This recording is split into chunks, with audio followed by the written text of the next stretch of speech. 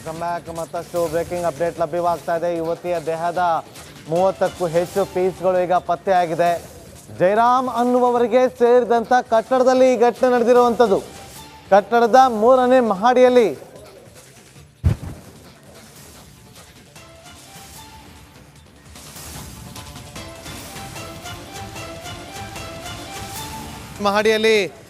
ಮೃತದೇಹ ಪತ್ತೆಯಾಗಿದೆ. ಯುವತಿಯ ದೇಹದ 30ಕ್ಕೂ ಹೆಚ್ಚು ಪೀಸ್ಗಳು ಪತ್ತೆಯಾಗಿರುವಂಥದ್ದು.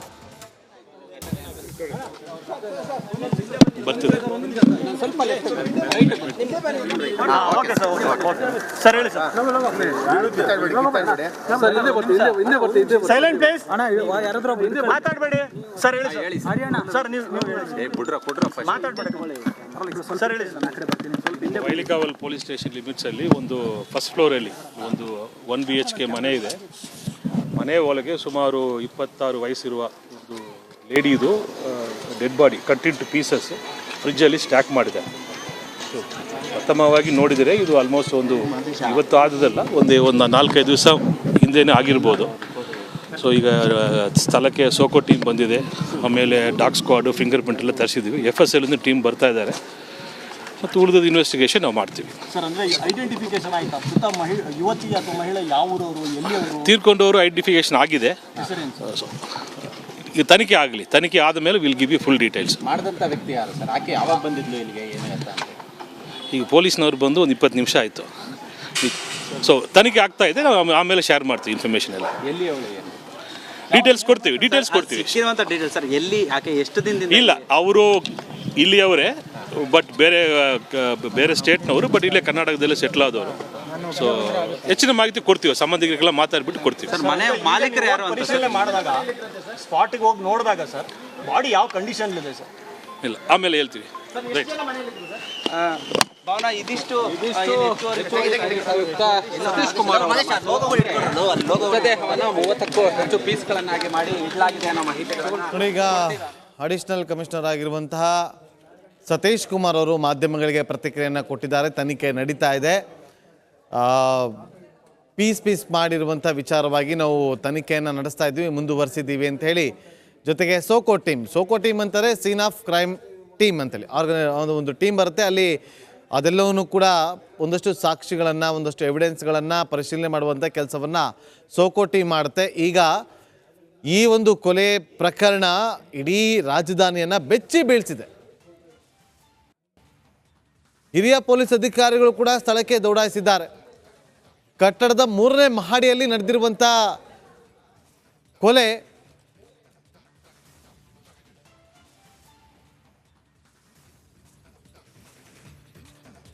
ಇದೇ ವಿಚಾರಕ್ಕೆ ಸಂಬಂಧಪಟ್ಟಂತೆ ಮತ್ತಷ್ಟು ಮಾಹಿತಿಯನ್ನು ಕೊಡೋದಕ್ಕೆ ನನ್ನ ಸಹೋದ್ಯೋಗಿ ನಿಕೇಶ್ ಜಾಯ್ನ್ ಆಗಿದ್ದಾರೆ. Nikesh, over to you. Thank you Nagendra Babu. ಈ ಹಿಂದೆ ನಾವು ಸಾಕಷ್ಟು ಬಾರಿ ನೋಡ್ತಾ ಇದ್ವಿ ಉತ್ತರ ಭಾರತ ಕಡೆಗಳಲ್ಲಿ, ಆದರೆ ಈಗ ನಮ್ಮ ಬೆಂಗಳೂರಿನಲ್ಲಿ ಇಂತಹ ಒಂದು ಘಟನೆ ನಡೆದಿರುವಂಥದ್ದು ಬೆಚ್ಚಿ ಬೀಳಿಸ್ತಾ ಇರುವಂಥದ್ದು. ವಯಾಲಿ ಕಾವಲ್ ಕೊಲೆ ಕೇಸ್ಗೆ ಬಿಗ್ ಟ್ವಿಸ್ಟ್ ಸಿಗ್ತಾ ಇದೆ. ಯುವತಿಯನ್ನ ಪಿಕಪ್ ಹಾಗೆ ಡ್ರಾಪ್ ಮಾಡಿದ್ದಂತೆ ಯುವಕ ಎನ್ನುವಂಥ ಮಾಹಿತಿ ಲಭ್ಯವಾಗ್ತಾ ಇದೆ. ಅದೇ ಯುವಕನಿಂದ ಯುವತಿಯ ಕೊಲೆ ಬಗ್ಗೆಯಲ್ಲಿ ಶಂಕೆ ವ್ಯಕ್ತವಾಗ್ತಾ ಇದೆ. ವಯಾಲಿ ಕಾವಲ್ನ ಮುನೇಶ್ವರ ಬ್ಲಾಕ್ನಲ್ಲಿ ನಡೆದಿರುವಂತಹ ಭೀಕರ ಭೀಭತ್ಸ ಕೊಲೆ ಇದು. ವಯಾಲಿ ಕಾವಲ್ ಕೊಲೆಗೆ ಬಿಗ್ ಟ್ವಿಸ್ಟ್ ಇದು. ಒಬ್ಬ ಹುಡುಗ ಈಕೆಯನ್ನ ಪಿಕಪ್ ಹಾಗೆ ಡ್ರಾಪ್ ಮಾಡ್ತಾ ಇದ್ದ ಅನ್ನುವಂಥ ಮಾಹಿತಿ, ಈಗ ಪ್ರಾಥಮಿಕ ಮಾಹಿತಿ ಲಭ್ಯವಾಗ್ತಾ ಇರುವಂಥದ್ದು. ಈ ಸಂದರ್ಭದಲ್ಲಿ ಇದೇ ಯುವಕ ಕೊಲೆ ಮಾಡಿದ್ದ ಅನ್ನುವಂಥ ಅನುಮಾನ ಕೂಡ ವ್ಯಕ್ತವಾಗ್ತಾ ಇದೆ. ಕೊಲೆಯಾಗಿ 4-5 ದಿನಗಳು ಕಳೆದು ಹೋಗಿವೆ. ಮೊದಲ ಮಹಡಿಯ 1 BHK ಮನೆಯಲ್ಲಿ ವಾಸ ಮಾಡ್ತಾ ಇರುವಂಥದ್ದು 26 ವರ್ಷದ ಯುವತಿ ಅಂತ ಈಗ ಮಾಹಿತಿ ಲಭ್ಯವಾಗ್ತಾ ಇದೆ. ಕೊಲೆ ಸಂಬಂಧ ACP ಸತೀಶ್ ಅವರು ಕೂಡ ಈಗಾಗಲೇ ಒಂದಿಷ್ಟು ಮಾಹಿತಿಗಳನ್ನು ಕೊಟ್ಟಿದ್ದಾರೆ. ಪ್ರಾಥಮಿಕ ತನಿಖೆ ಪ್ರಕಾರ ಏನು ಆಯಿತು ಎನ್ನುವಂಥದ್ದು ಕೂಡ ಈಗಾಗಲೇ ಮಾಹಿತಿಯನ್ನು ಕೊಟ್ಟಿರುವಂಥದ್ದು. ಯುವತಿಯನ್ನ ಒಬ್ಬ ಹುಡುಗ ಡ್ರಾಪ್ ಪಿಕಪ್ ಎಲ್ಲ ಮಾಡ್ತಾ ಇದ್ದಂತೆ. ಹಾಗಾದರೆ ಆ ಯುವಕ ಯಾರು? ಈಗ ಪೊಲೀಸರು ತನಿಖೆಗೆ ಇಳಿದಿದ್ದಾರೆ. ಪಕ್ಕದಲ್ಲಿರುವಂಥ CC ಕ್ಯಾಮ್ರಾ ಇರ್ಬೋದು, ಆ ಯುವಕನ ಎಲ್ಲಿ ಪಿಕಪ್ ಡ್ರಾಪ್ ಮಾಡ್ತಾ ಇದ್ದ ಅಲ್ಲೆಲ್ಲವೂ ಕೂಡ ಈಗ ತನಿಖಾಧಿಕಾರಿಗಳು ತನಿಖೆಯನ್ನು ನಡೆಸ್ತಿದ್ದಾರೆ. ತನಿಖೆಯ ಜಾಡನ್ನು ಹಿಡಿದು ಈಗ ಪೊಲೀಸರು ಹೋಗ್ತಾ ಇದ್ದಾರೆ. ಬಹಳ ಪ್ರಮುಖವಾಗಿ ಈಗ ಸತೀಶ್ ಅವರು ಹಿರಿಯ ಅಧಿಕಾರಿಗಳು ಕೂಡ ಈಗ ಸ್ಥಳಕ್ಕೆ ದೌಡಾಯಿಸಿದ್ದಾರೆ. ಎಲ್ಲ ಡೀಟೇಲ್ಸ್ಗಳನ್ನು ಕೂಡ ಈಗ ಕೊಲೆ ಸಂಬಂಧಪಟ್ಟಂಥ ವಿಚಾರಗಳನ್ನು ಕೂಡ ಕಲೆ ಹಾಕ್ತಾ ಇದ್ದಾರೆ. ಬ್ಯಾಕ್ ಟು ಬ್ಯಾಕ್ ಅಪ್ಡೇಟ್ಸ್ ಲಭ್ಯವಾಗ್ತಾ ಇದೆ. ಕೊಲೆಯಾದ ಯುವತಿ ಹೆಸರು ಮಹಾಲಕ್ಷ್ಮಿ ಅಂತ ತಿಳಿದು ಬಂದಿದೆ. ಮಹಾಲಕ್ಷ್ಮಿಯ ಮಾಹಿತಿಯನ್ನ ಕಲೆ ಹಾಕ್ತಾ ಇದ್ದಾರೆ ಈಗಾಗಲೇ. ಕಾಕಿ ಟೀಮ್ ಕೊಲೆಯಾದ ಯುವತಿ ಹೆಸರು ಈಗ ಮಹಾಲಕ್ಷ್ಮಿ ಎನ್ನುವಂಥದ್ದು ಗೊತ್ತಾಗ್ತಾ ಇರುವಂಥ. ಹಾಗಾದ್ರೆ ಈ ಮಹಾಲಕ್ಷ್ಮಿ ಕಡೆಯವರು ಯಾರು, ಎಲ್ಲಿದ್ರು, ಎಲ್ಲಿ ಈಕೆಯ ಮನೆ, ಇವ್ರ ಕುಟುಂಬಸ್ಥರು, ಅವರೆಲ್ಲರೂ ಡೀಟೇಲ್ಸ್ ಕೂಡ ಈಗಾಗಲೇ ಪೊಲೀಸ್ನವರು ಕಲೆ ಹಾಕ್ತಾ ಇದ್ದಾರೆ. ಕೊಲೆಯಾದ ಯುವತಿ ಹೆಸರು ಈಗ ಸಿಗ್ತಾ ಇದೆ, ಮಹಾಲಕ್ಷ್ಮಿ ಅಂತ. ಇವರ ಕುಟುಂಬದ ವರ್ಗದವರು ಬಂದು ನೋಡಿದಾಗ ಇವರು ಕೊಲೆಯಾಗಿದ್ರು ಅಂತ ಗೊತ್ತಾಗ್ತಾ ಇದೆ. ಅಕ್ಕಪಕ್ಕದವರಿಗೆಲ್ಲ ವಾಸನೆ ಬಂತು. ಸರಿಸುಮಾರು ಒಂದು 15 ದಿವಸ ಆಯಿತು. 15 ದಿವಸದ ನಂತರ ಪಕ್ಕದಲ್ಲೆಲ್ಲ ವಾಸನೆ ಬರ್ತಾ ಇತ್ತು. ಏನಪ್ಪ ಅಂತ ಹೇಳ್ಕೊಂಡು ಮನೆ ಬಾಗಿಲನ್ನ ಒಡೆದು ನೋಡಿದಾಗ ಅಲ್ಲಿ ಯುವತಿಯ ಕೊಲೆಯಾಗಿದೆ. ಅದು ಕೂಡ ಯಾವ ರೀತಿ ಭೀಭತ್ಸವಾಗಿ ಭರ್ಪೂರವಾಗಿ ಕೊಲೆ ಮಾಡಿ ತುಂಡು ತುಂಡು ಮಾಡಿ ಫ್ರಿಜ್ಜಲ್ಲಿ ಇಟ್ಟಿದ್ದಾರೆ. ಯಾವ ರೀತಿಯಾಗಿ ಮಾನವೀಯತೆ ಇಲ್ಲ, ಕರುಣೆನೇ ಇಲ್ಲ, ಹಿಂಸಿಸಿ ಚಿತ್ರಹಿಂಸೆ ಕೊಟ್ಟು ಕೊಲೆ ಮಾಡಿ ಪೀಸ್ ಮಾಡಿ ಫ್ರಿಜ್ಜಲ್ಲಿ ಇಟ್ಟಿದ್ದಾನೆ. ಈ ಹಿಂದೆ ಕೂಡ ಸಾಕಷ್ಟು ಇಂತಹದೇ ಕೊಲೆ ಪ್ರಕರಣ ದಾಖಲಾಯಿತು. ಆದರೆ ಅದು ಬೆಂಗಳೂರು, ನಮ್ಮ ರಾಜ್ಯದಲ್ಲ, ಅದು ಬೇರೆ ಬೇರೆ ಉತ್ತರ ಪ್ರದೇಶ ಇರ್ಬೋದು, UP ಅಂತಹ ಪ್ರದೇಶಗಳಲ್ಲಿ. ಆದರೆ ಇಡೀ ಬೆಂಗಳೂರನ್ನೇ ಬೆಚ್ಚಿ ಬೀಳಿಸಿದೆ ಇಂತಹ ಒಂದು ಈ ಕೊಲೆಗೆ. ಈಗ ಸಾಕ್ಷಿ ಆಗ್ತಾ ಇದೆ ಬೆಂಗಳೂರು. ಈಗಾಗಲೇ ಪ್ರಾಥಮಿಕ ತನಿಖೆ ಪ್ರಕಾರ ಆ ಮಹಿಳೆಯ ಹೆಸರು, ಅಂದ್ರೆ ಆ ಯುವತಿಯ ಹೆಸರು ಮಹಾಲಕ್ಷ್ಮಿ ಅಂತ ಗೊತ್ತಾಗ್ತಾ ಇರುವಂಥದ್ದು. ಆ ಮಹಾಲಕ್ಷ್ಮಿನ ಹಾಗಾದ್ರೆ ಯಾವ ಹುಡುಗ ಡ್ರಾಪ್ ಮಾಡ್ತಾ ಇದ್ದಾನೆ, ಪಿಕಪ್ ಮಾಡ್ತಾ ಇದ್ದಾನೆ, ಇವೆಲ್ಲವನ್ನು ಕೂಡ ತನಿಖಾಧಿಕಾರಿಗಳು ತನಿಖೆಯನ್ನು ನಡೆಸ್ತಾ ಇದ್ರೆ ಏನಷ್ಟು ಮಾಹಿತಿ ಬರಬೇಕಾಗತ್ತೆ. ಈತ ಯಾರು, ಈತನಿಗೂ ಮತ್ತೆ ಅವಳಿಗೆ ಏನು ಸಂಬಂಧ, ಇವೆಲ್ಲವನ್ನು ಕೂಡ ಈಗ ಪೊಲೀಸ್ನವರು ಮಾಹಿತಿಯನ್ನ ಕಲೆ ಹಾಕ್ತಾ ಇದ್ದಾರೆ. ಈಗಾಗಲೇ ಅಲ್ಲಿ ಉನ್ನತ ಅಧಿಕಾರಿಗಳಿರ್ಬೋದು, ಹಿರಿಯ ಅಧಿಕಾರಿಗಳು ಕೂಡ ಸ್ಥಳಕ್ಕೆ ದೌಡಾಯಿಸಿದ್ದಾರೆ. ಅಕ್ಕಪಕ್ಕದಲ್ಲಿರುವಂಥ ನಿವಾಸಿಗಳು ಕೂಡ ಬೆಚ್ಚಿ ಬಿದ್ದಿದ್ದಾರೆ. ಏನಾಯ್ತು ಅಪ್ಪ ಅಂತ ಹೇಳ್ಕೊಂಡು ತಮ್ಮ ಮನೆಯಲ್ಲೇ, ತಮ್ಮ ಪಕ್ಕದ ಮನೆಯಲ್ಲೇ, ತಮ್ಮ ಎದುರುಗಡೆ ಮನೆಯಲ್ಲೇ, ತಮ್ಮ ಹಿಂದಿನ ಮನೆಯಲ್ಲೇ ಇಂತಹ ಒಂದು ಭೀಕರ ಕೊಲೆಯಾಗಿ ಹೋಯ್ತಾ ಅಂತ ಅವರಿಗೂ ಕೂಡ ಟೆನ್ಷನ್ ಶುರುವಾಯಿತು. ಹಾಗಾದ್ರೆ ಯಾವ ರೀತಿಯಾಗಿ ನಡೀತಾ ಇದೆ ನಮ್ಮ ರಾಜ್ಯದಲ್ಲಿ ಇಂತಹ ಘಟನೆಗಳೆಲ್ಲ ಅಂತ ಇವರು ಕೂಡ ಈಗ ಆಶ್ಚರ್ಯಕರ ಸಂಗತಿ. 165 ಲೀಟರ್ ಫ್ರಿಜ್ನಲ್ಲಿ 30ಕ್ಕೆ ಹೆಚ್ಚು ಪೀಸ್ ಮಾಡಿದ್ದಾನೆ. ಯುವತಿಯ ಮೃತದೇಹ ಪೀಸ್ ಮಾಡಿಟ್ಟಿದ್ದ ಸೈಕೋಪಾತಕಿ. ವಾಸನೆ ಬರ್ದಂತೆ ಕೆಮಿಕಲ್ ಹಾಕಿ ಪರಾರಿಯಾಗಿದ್ದಾನೆ ಆರೋಪಿ. ನೋಡಿ, ವಾಸನೆಯೇ ಬರ್ದಂತೆ ಕೆಮಿಕಲ್ ಹಾಕ್ಬಿಟ್ಟು ಅಲ್ಲಿಂದ ಪರಾರಿಯಾಗಿದ್ದಾನೆ. 30ಕ್ಕೂ ಹೆಚ್ಚು ಪೀಸ್ಗಳನ್ನ ಮಾಡಿ ಫ್ರಿಜ್ನಲ್ಲಿಟ್ಟು ಅದು ಇನ್ ಕೇಸ್ ಏನಾದ್ರೂ ವಾಸನೆ ಹೊರಬಾರ್ದಂತೆ ಅದಕ್ಕೆ ಕೆಮಿಕಲ್ ಅನ್ನು ಹಾಕಿದ್ದಾರೆ. ಪ್ರೀ ಪ್ಲಾನ್ಡ್ ಮಾಡಿ ಈತ ಮರ್ಡರ್ ಮಾಡಿದ್ದಾನೆ. ಈತನ ಕ್ರಿಮಿನಲ್ ಆಕ್ಟಿವಿಟೀಸ್ ಏನೆಲ್ಲ ಇದೆ ಹಾಗಾದ್ರೆ ನೋಡಿ. ವಾಸನೆ ಬರ್ದಿದ್ದಂತೆ ಈತ ಯಾವ ರೀತಿಯಾಗಿ ಕೆಮಿಕಲ್ ಅನ್ನೆಲ್ಲ ಸಿಂಪಡಣೆ ಮಾಡಿ ಆಕೆಯ ಮೃತದೇಹವನ್ನ ಫ್ರಿಜ್ ನಲ್ಲಿ ಇಟ್ಟಿದ್ದಾನಂತ ಹೇಳಿದ್ರೆ ಈ ಯಾವ ರೀತಿಯಾಗಿ ಈತನ ಮನಸ್ಥಿತಿ ಇರಬಹುದು. ಹಾಗಾದ್ರೆ ಯುವತಿಯ ಕಾಲ್ ಮಾಡಿದ್ದ ಕುಟುಂಬಸ್ಥರೀಗ ಯುವತಿಗೆ ಕಾಲ್ ಮಾಡಿದ್ರಂತೆ. ಆ ಸಂದರ್ಭದಲ್ಲಿ ಮಗಳು ಸಂಪರ್ಕಕ್ಕೆ ಸಿಗ್ಲಿಲ್ಲ ಅಂತ ಸೀದವಾಗಿ ಅವರು ಮನೆಗೆ ಬಂದ್ರು. ಮನೆ ಬಾಗಿಲು ತೆಗೆದಿದ್ದಾಗ ಕುಟುಂಬಸ್ಥರಿಗೆ ಸಾಕಷ್ಟು ಅನುಮಾನ ಬಂತು. ಮನೆ ಬಾಗಿಲು ಒಡೆದು ನುಗ್ಗಿದಾಗ ಈ ಕೃತ್ಯ ಬೆಳಕಿಗೆ ಬಂದಿರುವಂಥದ್ದು. ಯುವತಿಗೆ ಕಾಲ್ ಮಾಡಿದ್ರು ಅವ್ರ ಕುಟುಂಬಸ್ಥರು. ಆ ಸಂದರ್ಭದಲ್ಲಿ ಯುವತಿ ಸಂಪರ್ಕಕ್ಕೆ ಸಿಗಲಿಲ್ಲ. ಅವ್ರಿಗೆ ಸ್ವಲ್ಪ ಅನುಮಾನ ಬಂತು, ಯಾಕಪ್ಪ ಅಂತ. ಸೀದಾ ಅವರ ಮನೆ ಡೀಟೇಲ್ಸ್ ಇದೆ ಅಲ್ವಾ, ಯುವತಿ ಎಲ್ಲಿ ವಾಸ ಮಾಡ್ತಿದ್ರು ಅಂತ. ಅವ್ರ ಕುಟುಂಬಸ್ಥರು ಸೀದಾ ಮನೆಗೆ ಬಂದರು. ಮನೆಗೆ ಬಂದಂಥ ಸಂದರ್ಭದಲ್ಲಿ ಮನೆ ಬಾಗಿಲು ಓಪನ್ ಆಗಿಲ್ಲ. ಆ ಸಂದರ್ಭದಲ್ಲಿ ಅವ್ರಿಗೆ ಡೌಟ್ ಬಂದು ನೋಡಿದಾಗ ಈಗ ಯುವತಿ ಕೊಲೆ ಆಗಿರುವಂತ ಗೊತ್ತಾಯ್ತು. ಈ ಬಗ್ಗೆ ಹೆಚ್ಚಿನ ಡೀಟೇಲ್ಸ್ ಅನ್ನ ಕೊಡ್ತಾರೆ ಸ್ಪಾಟ್ ಇಂದಾನೆ ನನ್ನ ಕಾಲೀಗ್ ಮಾದೇಶ್ ನೇರ ಸಂಪರ್ಕದಲ್ಲಿ ಜಾಯ್ನ್ ಆಗಿದ್ದಾರೆ. ಮಾದೇಶ್, ಈಗಾಗಲೇ ನೋಡ್ತಾ ಇದೀವಿ ಎಷ್ಟು ಭೀಕರವಾಗಿ ಕೊಲೆ ಮಾಡಿದ್ದಾನಂತ. ಈಗಾಗಲೇ ಅಲ್ಲಿ ಹಿರಿಯ ಅಧಿಕಾರಿಗಳು ಕೂಡ ಭೇಟಿಯನ್ನು ಕೊಟ್ಟಿದ್ದಾರೆ. ಸದ್ಯ ಏನು ಮಾಹಿತಿ ಲಭ್ಯವಾಗ್ತಾ ಇದೆ?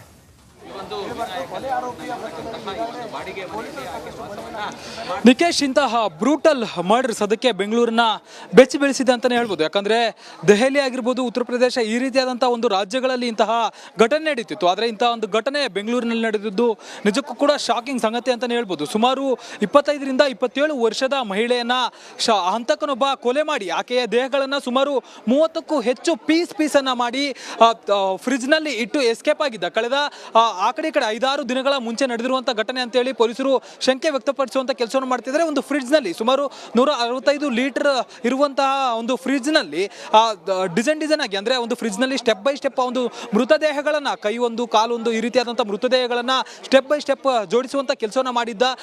ಯಾವಾಗ ಅಂದರೆ ಆ ಒಂದು ಕೊಲೆ ಮಾಡಿದಂಥ ಸಂದರ್ಭದಲ್ಲಿ ಆತ ಒಂದು ರೂಮನ್ನು ಲಾಕ್ ಮಾಡಿ ಎಸ್ಕೇಪ್ ಆಗಿದ್ದ. ಸದ್ಯಕ್ಕೆ ನಾನು ಘಟನಾ ಸ್ಥಳದಲ್ಲಿ ಇದ್ದೀನಿ, ನಿಮಗೆ ಎಕ್ಸ್ಪ್ಲೈನ್ ಮಾಡುವಂಥ ಕೆಲಸವನ್ನು ಮಾಡ್ತಿದ್ದೀನಿ. ಈ ಒಂದು ಮನೆ ಏನಿದೆ, ಈ ಒಂದು ಬಿಲ್ಡಿಂಗ್ನ 3ನೇ ಹಂತಸ್ಥದಲ್ಲಿ ಒಂದು ಘಟನೆ ನಡೆದಿರುವಂಥದ್ದು.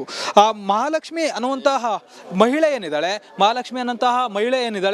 ಆ ಒಂದು ಮಹಿಳೆಯ ಕೊಲೆ ಆಗಿದೆ ಅಂತೇಳಿ ಈಗಾಗಲೇ ಮಾಹಿತಿ ಗೊತ್ತಾಗಿದೆ. ಮೊದಲನೇ ಹಂತದಲ್ಲಿ ಈ ಒಂದು ಕೊಲೆ ನಡೆದಿದೆ, ಅಂದ್ರೆ ಫಸ್ಟ್ ಫ್ಲೋರ್ ನಲ್ಲಿ ಒಂದು ಕೊಲೆ ನಡೆದಿದೆ. ಆಕೆ ಮದುವೆ ಆಗಿ ಆಕೆಗೆ 2 ವರ್ಷದ ಮಗು ಕೂಡ ಇರುತ್ತೆ ಈಗಾಗಲೇ. ಆದ್ರೆ ಈ ಒಂದು ಮನೆಗೆ ಸುಮಾರು 2-3 ತಿಂಗಳ ಹಿಂದ ಇಲ್ಲಿಗೆ ಬಂದಿರ್ತಾಳೆ. ಆಕೆ ಗಂಡನ ಜೊತೆ ಆಕ್ಚುಲಿ ನೆಲಮಂಗಲದಲ್ಲಿ ವಾಸ ಇರ್ತಾಳೆ. ಅದಾದ್ಮೇಲೆ ಇಲ್ಲಿಗೆ ಯಾಕೆ ಬಂದಿದ್ಲು ಏನು ಅನ್ನೋದಕ್ಕೆ ಸಂಬಂಧಪಟ್ಟಂತೆ ಇನ್ನೂ ಕೂಡ ಹೆಚ್ಚಿನ ಮಾಹಿತಿ ಇಲ್ಲ. ಈ ಒಂದು ಕೊಲೆ ಮಾಡಿದಂತ ಸಂದರ್ಭದಲ್ಲಿ ಹಂತಕ ಏನಿದ್ದಾನೆ ಆ ಒಂದು ಮೃತದೇಹಗಳನ್ನ ಫ್ರಿಜ್ ನಲ್ಲಿ ಇಟ್ಟು ನಂತರ ಆ ಒಂದು ಮನೆಯನ್ನ ಲಾಕ್ ಮಾಡ್ಕೊಂಡು ಎಸ್ಕೇಪ್ ಆಗಿರ್ತಾನೆ. ಎಸ್ಕೇಪ್ ಆದಂತ ಸಂದರ್ಭದಲ್ಲಿ 2-3 ದಿನಗಳ ನಂತರ ಕುಟುಂಬಸ್ಥರು ಆಕೆಯನ್ನ ಪ್ರತಿದಿನವೂ ಕೂಡ ಕರೆ ಮಾಡಿ ಆಕೆಯನ್ನ ಸಂಪರ್ಕ ಮಾಡುವಂತ ಕೆಲಸವನ್ನ ಮಾಡಿರ್ತಾರೆ. ಆದ್ರೆ ಕುಟುಂಬಸ್ಥರಿಗೆ ಆಕೆ ಮಾಹಿತಿ ಸಿಗೋದಿಲ್ಲ. ನಂತರ ಅವರು ನೇರವಾಗಿ ಈ ಒಂದು ಮನೆಗೆ ಬರ್ತಾರೆ. ಅವರ ಅಕ್ಕ ಅಂದ್ರೆ ಕೊಲೆಯಾದಂತ ಮಹಾಲಕ್ಷ್ಮಿ ಅವರ ಅಕ್ಕ ಮತ್ತು ತಾಯಿ ಒಂದು ಮನೆ ಬಳಿ ಬಂದಂತ ಸಂದರ್ಭದಲ್ಲಿ ಡೋರ್ ಕ್ಲೋಸ್ ಆಗಿರುತ್ತೆ. ಕ್ಲೋಸ್ ಅಂತ ಸಂದರ್ಭದಲ್ಲಿ ಆ ಒಂದು ಡೋರ್ನ ಕೆಳಗಡೆ ನೋಡಿದಂತ ಸಂದರ್ಭದಲ್ಲಿ ಅಲ್ಲಿ ಒಂದಷ್ಟು ಹುಳುಗಳು ಓಡಾಡ್ತಿರುತ್ತೆ. ಆ ಒಂದು ಲಾಕ್ ಅನ್ನ ಮುರಿದು ಒಳಗಡೆ ಹೋದಂತ ಸಂದರ್ಭದಲ್ಲಿ ಶಾಕ್ ಆಗಿರುತ್ತೆ. ಸಾಕಷ್ಟು ಸ್ಮೆಲ್ ಬಂದಿರುತ್ತೆ. ಕಂಪ್ಲೀಟ್ ಆಗಿ ಆ ಒಂದು ಮನೆ ಸ್ಮೆಲ್ ಹೊಡಿತಿರುತ್ತೆ. ಆ ಒಂದು ಫ್ರಿಜ್ ಅನ್ನ ತೆಗೆದ ನೋಡಿದಂತ ಸಂದರ್ಭದಲ್ಲಿ ಸುಮಾರು 30ಕ್ಕೂ ಹೆಚ್ಚು ಪೀಸ್ಗಳಲ್ಲಿ ಆಕೆಯ ಮೃತದೇಹ ಪತ್ತೆ ಆಗಿರುತ್ತೆ. ಕೂಡಲೇ ಶಾಕ್ ಆಗಿ ಸ್ಥಳೀಯರು ಕೂಡ ಈ ಒಂದು ವಿಚಾರವನ್ನ ಪೊಲೀಸರಿಗೆ ಮಾಹಿತಿ ನೀಡುವಂತ ಕೆಲಸವನ್ನ ಮಾಡ್ತಾರೆ. ಈಗಾಗಲೇ ಪೊಲೀಸರು ಕೂಡ ಘಟನಾ ಸ್ಥಳಕ್ಕೆ ಬಂದು ಪರಿಶೀಲನೆ ಮಾಡುವಂತ ಕೆಲಸವನ್ನ ಮಾಡಿದ್ದಾರೆ. ಈಗಾಗಲೇ ಓರ್ವ ವ್ಯಕ್ತಿಯನ್ನ ಸಸ್ಪೆಕ್ಟ್ ಅಂತ ಹೇಳಿ ಪೊಲೀಸರು ಮಾಡುವಂತ ಕೆಲಸವನ್ನ ಮಾಡ್ತಿದ್ದಾರೆ. ಅಂದ್ರೆ ಇಲ್ಲಿಗೆ ಬಂದಂತ ಸಂದರ್ಭದಲ್ಲಿ ಆಗಾಗ ಓರ್ವ ಯುವಕ ಆಕೆಯನ್ನ ಪಿಕಪ್ ಮತ್ತೆ ಡ್ರಾಪ್ ಮಾಡ್ತಿದ್ದಾನೋ ಅಂತ ಮಾಹಿತಿ ಕೂಡ ಪ್ರಾಥಮಿಕ ಹಂತದ ತನಿಖೆ ವೇಳೆ ಗೊತ್ತಾಗಿದೆ. ಈಗಾಗಲೇ ಆತನ ಮಾಹಿತಿಯನ್ನ ಕಲೆ ಹಾಕುವಂತ ಕೆಲಸವನ್ನ ಮಾಡ್ತಿದ್ದಾರೆ. ಆತ ಯಾರು ಏನು ಯಾವೊಂದು ವಿಚಾರಕ್ಕಾಗಿ ಆತ ಈಕೆನ ಡ್ರಾಪ್ ಮತ್ತೆ ಪಿಕಪ್ ಮಾಡ್ತಿದ್ದ, ಆತನೇ ಈ ಒಂದು ಕೊಲೆ ಮಾಡಿದ್ದಾನ ಅಥವಾ ಬೇರೆ ಯಾರಾದರೂ ಈ ಒಂದು ಕೊಲೆ ಹಿಂದೆ ಇದ್ದಾರಾ ಅನ್ನೋದಕ್ಕೆ ಸಂಬಂಧಪಟ್ಟಂತೆ ಹೆಚ್ಚಿನ ತನಿಖೆಯನ್ನು ನಡೆಸ್ತಿದ್ದಾರೆ. ಈಗಾಗಲೇ ಸೋಕೋ ಟೀಮ್ ಅಂದ್ರೆ ಸೀನ್ ಆಫ್ ಕ್ರೈಮ್ ಟೀಮ್ ಈಗಾಗಲೇ ಪರಿಶೀಲನೆ ಮಾಡುವಂತ ಕೆಲಸವನ್ನು ಮಾಡಿದ್ದು. ಆ ಒಂದು ಫ್ರಿಜ್ ಆಗಿರ್ಬೋದು ಮತ್ತೆ ಆ ಒಂದು ಮೃತದೇಹಗಳ ಸ್ಯಾಂಪಲ್ಗಳನ್ನ ಕಲೆ ಹಾಕುವಂತ ಕೆಲಸವನ್ನು ಮಾಡ್ತಿದ್ದಾರೆ. ಜೊತೆಗೆ ಹಿರಿಯ ಅಧಿಕಾರಿಗಳು ಈಗಾಗಲೇ ಪಶ್ಚಿಮ ವಲಯದ ಹೆಚ್ಚುವರಿ ಪೊಲೀಸ್ ಆಯುಕ್ತರು ಕೂಡ ಘಟನಾ ಸ್ಥಳಕ್ಕೆ ಭೇಟಿ ನೀಡಿ ಪರಿಶೀಲನೆ ಮಾಡಿ ಒಂದಷ್ಟು ಮಾಹಿತಿಯನ್ನು ನೀಡುವಂತ ಕೆಲಸವನ್ನು ಮಾಡಿದ್ರು. ಸದ್ಯಕ್ಕೆ ಈ ಒಂದು ವಿಚಾರಕ್ಕೆ ಸಂಬಂಧಪಟ್ಟಂತೆ ಯಾವೊಂದು ವಿಚಾರವಾಗಿ ಈ ಒಂದು ಕೊಲೆ ನಡೆದಿದೆ, ಹಂತಕ ಯಾರು ಅನ್ನೋದಕ್ಕೆ ಸಂಬಂಧಪಟ್ಟಂತೆ ಪೊಲೀಸರು ತನಿಖೆಯನ್ನು ನಡೆಸುವಂತ ಕೆಲಸವನ್ನ ಮಾಡ್ತಿದ್ದಾರೆ. Nikesh, okay, thank you Madesh ನಿಮ್ಮೆಲ್ಲ ಮಾಹಿತಿಗೆ. ಈಗಾಗಲೇ ಗಮನಿಸ್ತಾ ಇದ್ವಿ, ಒಂದ್ ಕಡೆ ಕೊಲೆಯಾದ ಮಹಿಳೆ ವಿಚಾರಕ್ಕೆ ಸಂಬಂಧಪಟ್ಟಂತೆ ಮಹಿಳೆಗೆ ಒಂದು ಮಗುವಿದೆ ಅನ್ನುವಂಥದ್ದು ಗೊತ್ತಾಗ್ತಾ ಇದೆ. ಮಹಿಳೆಗೆ 4 ವರ್ಷದ ಮಗುವಿದೆ. 2-3 ತಿಂಗಳಿಂದ ವೈಯಾಲಿ ಕಾವಲ್ನಲ್ಲಿ ವಾಸ ಮಾಡಿದ್ಲಂತೆ ಕೊಲೆಯಾದ ಮಹಿಳೆ ಮಹಾಲಕ್ಷ್ಮಿಗೆ. ಈಗಾಗಲೇ ಗಮನಿಸ್ತಾ ಇದ್ವಿ ಯಾವ ರೀತಿಯಾಗಿ ಕೊಲೆ ಆಯಿತು, ಏನಾಯಿತು ಅಂತ. ಮಹಿಳೆಗೆ 4 ವರ್ಷದ ಮಗುವಿದೆ ಅಂತ ಗೊತ್ತಾಗ್ತಾ ಇದೆ. ನೆಲಮಂಗಲದಲ್ಲಿ ವಾಸ ಮಾಡ್ತಿದ್ರಂತೆ. 2-3 ತಿಂಗಳಿಂದ ವೈಯಾಲಿ ಕಾವಲ್ನಲ್ಲಿ ವಾಸ ಮಾಡ್ತಾ ಇದ್ರು. ಕೊಲೆಯಾದ ಮಹಿಳೆ ಮಹಾಲಕ್ಷ್ಮಿಗೆ 26 ವರ್ಷ, ಮದುವೆ ಆಗಿತ್ತು, ಮಗು ಕೂಡ ಇದೆ. ಮಹಿಳೆಗೆ 4 ವರ್ಷದ ಮಗುವಿದೆ. ನೆಲಮಂಗಲದಲ್ಲಿ ಮತ್ತೊಂದು ಮನೆ ಕೂಡ ಇದೆ. 2-3 ತಿಂಗಳಿಂದ ಅವರು ಇಲ್ಲಿ ಶಿಫ್ಟ್ ಆಗಿ ಇಲ್ಲಿ ವಾಸ ಮಾಡ್ತಾ ಇದ್ದಾರೆ. ಕೊಲೆಯಾದ ಮಹಿಳೆ ಮಹಾಲಕ್ಷ್ಮಿಗೆ ಕೇವಲ 26 ವರ್ಷ ಮಹಿಳೆಯ ಭೀಕರವಾಗಿ ಕೊಲೆಯಾಗಿದೆ. ಫಸ್ಟ್ ಫ್ಲೋರಲ್ಲಿ ಒಂದು 1 BHK ಮನೆ ಇದೆ.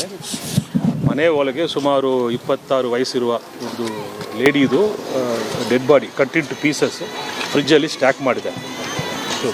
ಪ್ರಥಮವಾಗಿ ನೋಡಿದರೆ ಇದು ಆಲ್ಮೋಸ್ಟ್ ಇವತ್ತು ಆದದಲ್ಲ, ಒಂದು 4-5 ದಿವಸ ಹಿಂದೆನೇ ಆಗಿರ್ಬೋದು. ಸೊ ಈಗ ಸ್ಥಳಕ್ಕೆ ಸೋಕೋ ಟೀಮ್ ಬಂದಿದೆ. ಆಮೇಲೆ ಡಾಗ್ ಸ್ಕ್ವಾಡು, ಫಿಂಗರ್ ಪ್ರಿಂಟ್ ಎಲ್ಲ ತರಿಸಿದ್ದೀವಿ. FSL ಟೀಮ್ ಬರ್ತಾ ಇದ್ದಾರೆ ಮತ್ತು ಉಳಿದ ಇನ್ವೆಸ್ಟಿಗೇಷನ್ ನಾವು ಮಾಡ್ತೀವಿ. ಸರ್, ಅಂದರೆ ಐಡೆಂಟಿಫಿಕೇಶನ್ ಆಯಿತಾ? ಯುವತಿ ಅಥವಾ ಮಹಿಳೆ ಯಾವ ಊರವರು, ಎಲ್ಲಿಯವರು? ತೀರ್ಕೊಂಡವರು ಐಡೆಂಟಿಫಿಕೇಶನ್ ಆಗಿದೆ. ಈಗ ತನಿಖೆ ಆದ ಮೇಲೆ will give you full details. ಮಾಡಿದಂಥ ವ್ಯಕ್ತಿ ಯಾರು ಸರ್? ಆಕೆ ಯಾವಾಗ ಬಂದಿದ್ಲು? ನಮ್ಮ ವೈಲಿಕಾವಲ್ ಪೊಲೀಸ್ ಸ್ಟೇಷನ್. ನೋಡಿ, ಈಗಾಗಲೇ ಪೊಲೀಸರು ಕೂಡ ಅದನ್ನೇ ಹೇಳ್ತಾ ಇದ್ರು, ಇನ್ನು ತನಿಖೆ ಮಾಡಬೇಕಾಗತ್ತೆ. ಇದು ಪ್ರಾಥಮಿಕ ತನಿಖೆ ಪ್ರಕಾರ ಇಷ್ಟೆಲ್ಲ ಮಾಹಿತಿಗಳು ಕೂಡ ಈಗಾಗಲೇ ಲಭ್ಯವಾಗ್ತಾ ಇದೆ. ಈಕೆಗೆ ಇನ್ನೊಂದು ಮನೆ ಕೂಡ ಇದೆ. ನೆಲಮಂಗಲದಲ್ಲಿ ವಾಸ ಮಾಡ್ತಾ ಇದ್ರು. ಆಕಾಶ್ ಮಗು ಕೂಡ ಇದೆ. ಮಗುನ ಕರ್ಕೊಂಡು ಇವರು ಇಲ್ಲಿ ವಾಸ ಮಾಡ್ತಾ ಇದ್ರು ಅನ್ನುವಂಥ ಮಾಹಿತಿ ಕೂಡ ಲಭ್ಯವಾಗ್ತಾ ಇತ್ತು. ಆದರೆ ಏಕಾಏಕಿ ಕೊಲೆಯಾಗಿ ಇದ್ದಾಳೆ ಎನ್ನುವಂಥ ಮಾಹಿತಿ ಸಿಗ್ತಾ ಇರುವಂಥದ್ದು. ಅದು ಕೂಡ ಭೀಕರವಾಗಿ ಕೊಲೆಯಾಗಿದೆ. ನಡೆದಿದೆ ಅಂದ್ರೆ ಯಾವ ಹೆಣ್ಮಕ್ಳಿಗೆ ಸೇಫ್ಟಿ ಇಲ್ಲ ಅನ್ನೋದನ್ನ ಪ್ರಶ್ನೆ ಮಾಡುವಂತ ಕೆಲಸ ಕೂಡ ಆಗುತ್ತೆ. ಯಾಕಂದ್ರೆ ಇತ್ತೀಚಿನ